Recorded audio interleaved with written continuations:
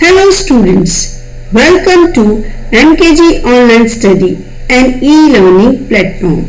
In this video, we are going to learn about microprogram control organization, how the instructions are moved from one part to another part, how we are calculating the address and how the control word is formed, what is the sequencing in control organization. So microprogram, basically in my previous video I have already taught you what is control memory. So do watch that video. Microprogram consists of micro instructions. Microprogram में micro instructions होते हैं that specifies various internal control signals for execution of register micro operation. Each machine instruction initiates a series of micro instruction in control memory. Her machine instruction जो है वो series of micro instruction को execute करता है. These micro instructions generate the micro operations.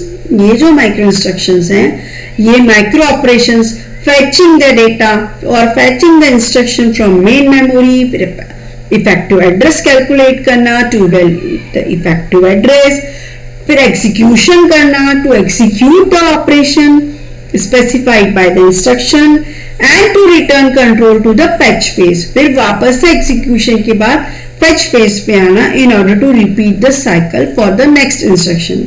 So this is basically instruction cycle.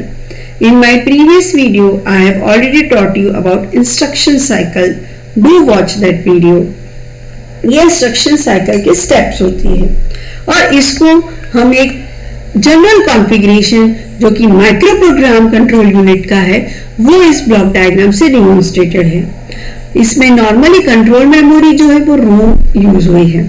First है next address generator जिसको sequencer बोलते हैं. सेकेंड ब्लॉक है control address register. Third is control memory. Fourth is control data register. So control memory जो है basically हमने रोम use करी है. नेक्स्ट जो है that is your control memory address register. वो स्पेसिफाई करता है एड्रेस ऑफ माइक्रो इंस्ट्रक्शन कि माइक्रो इंस्ट्रक्शन का एड्रेस कौन सा है. नेक्स्ट है कंट्रोल डेटा रजिस्टर जो कि होल्ड करता है माइक्रो इंस्ट्रक्शन जो कि रीड करा है मेमोरी के through. Micro instruction basically contains a control word.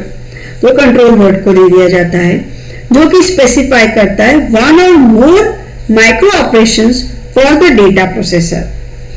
So basically ये वर्क कैसे करता है कि नेक्स्ट एड्रेस जनरेटर या सीक्वेंसर इसको हम एक्सटर्नली भी एड्रेस दे सकते हैं कि हमको कौन से एड्रेस का डेटा लेना है, या इंटरनली भी एक एड्रेस कैलकुलेट करके सीक्वेंसर मींस जो भी इंस्ट्रक्शन प्रीवियस एड्रेस पे स्टोर था नेक्स्ट एड्रेस क्या है वो ऑटोमेटिकली इंक्रीमेंट करके इस एड्रेस पे आ जाएगा. उसके बाद जो भी एड्रेस जनरेट हुआ है नेक्स्ट एड्रेस जनरेटर या सीक्वेंसर से वो कंट्रोल एड्रेस रजिस्टर के पास जाता है जहां के पे ये स्पेसिफाई होता है कि माइक्रो इंस्ट्रक्शन का एड्रेस कहां पर है, कौन सा एड्रेस में माइक्रो इंस्ट्रक्शन सेव है. वो एड्रेस कंट्रोल मेमोरी के पास जाती है. कंट्रोल मेमोरी में सारा डेटा स्टोर रहता है जिसको हम रीड कर सकते हैं, राइट नहीं कर सकते. वो डेटा यहां से रीड होके कंट्रोल डेटा रजिस्टर के पास जाता है. Control data register micro instruction को रीड करता है मेमोरी से. फिर उसके बाद जो भी माइक्रो इंस्ट्रक्शन रीड हुई है जिसके अंदर वन और मोर माइक्रो ऑपरेशंस हो सकते हैं डेटा प्रोसेसर के लिए, वो कंट्रोल वर्ड के पास जाती है.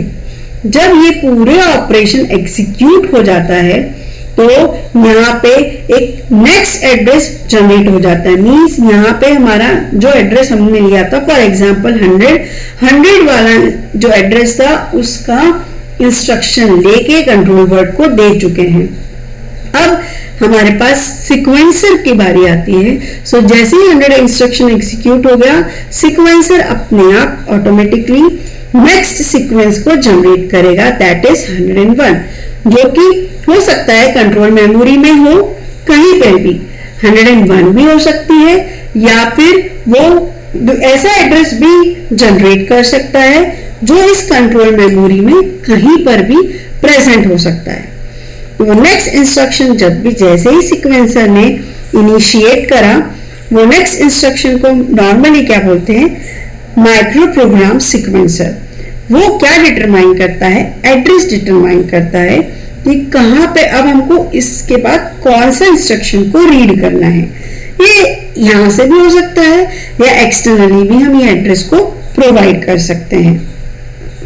So this is how this microprogram control unit of a basic computer works.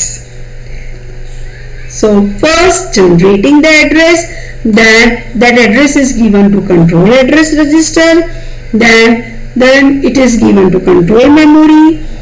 That address data or micro instruction is read by control address register, which is having one or more micro operations of the data processor, that is given to control word.